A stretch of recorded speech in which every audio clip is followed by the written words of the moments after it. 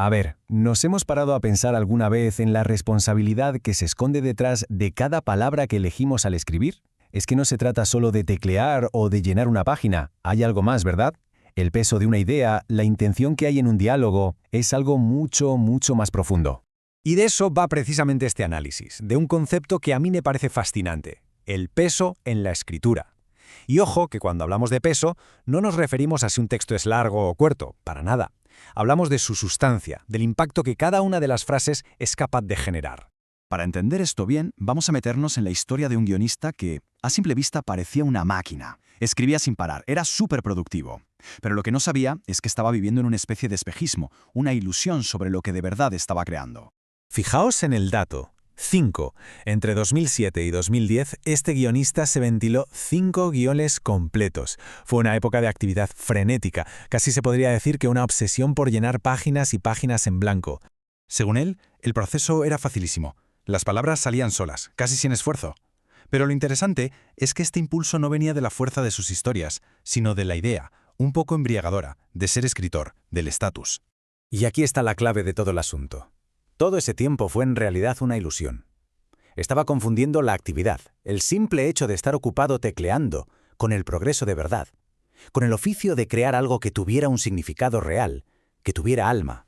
Y entonces, claro, como era de esperar, de repente, ¡pum!, todo se paró, en seco. De un día para otro, esa producción masiva se convirtió en un silencio absoluto. Pues de repente, el guionista se dio de bruces contra un muro. No podía avanzar. Y lo más frustrante de todo es que no tenía ni la más remota idea de por qué. Aquel río de palabras que parecía no tener fin, de repente se había secado por completo. Es que la cronología es brutal. Llevaba casi 4 años produciendo a todo trapo y de golpe se queda atascado en una sola frase. Una. Y así se pasa 3 meses. 3 meses de parón creativo total. Al principio lo típico, pensó, bueno, estoy quemado, es agotamiento, pero no iba por ahí. La verdadera razón de esa parálisis era mucho más profunda. Estaba, sin saberlo, a punto de tener una revelación que iba a cambiar su forma de escribir para siempre.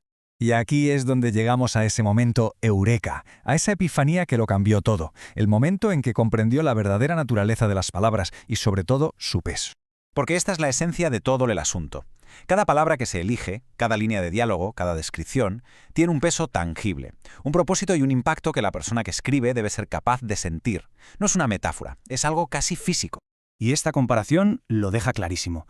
Hay una diferencia abismal entre la escritura ligera, esa que fluye fácil porque se basa en el humor del momento, que es más superficial, y la escritura con peso, que es deliberada, que es sustancial, que cada palabra está ahí por una razón muy concreta.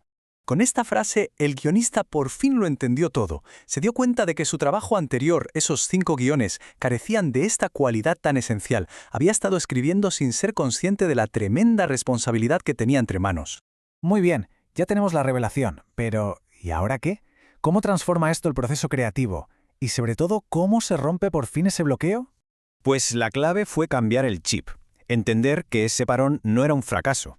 En realidad, había sido una pausa súper necesaria, una oportunidad de oro para comprender mucho más a fondo su propio oficio. Y a partir de ahí el enfoque es totalmente nuevo. Primero, sentir el peso, reconocer la responsabilidad de cada palabra. Segundo, y esto es muy importante, abrazar el bloqueo, usarlo como un tiempo para reflexionar. Y tercero, lógicamente, escribir con un propósito, que cada frase esté al servicio de la historia. Y así de simple, y de complejo a la vez.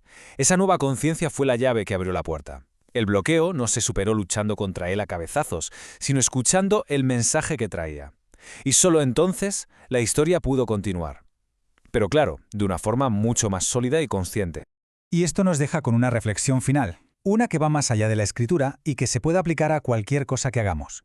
¿Somos realmente conscientes del propósito, de la sustancia que hay detrás de lo que creamos?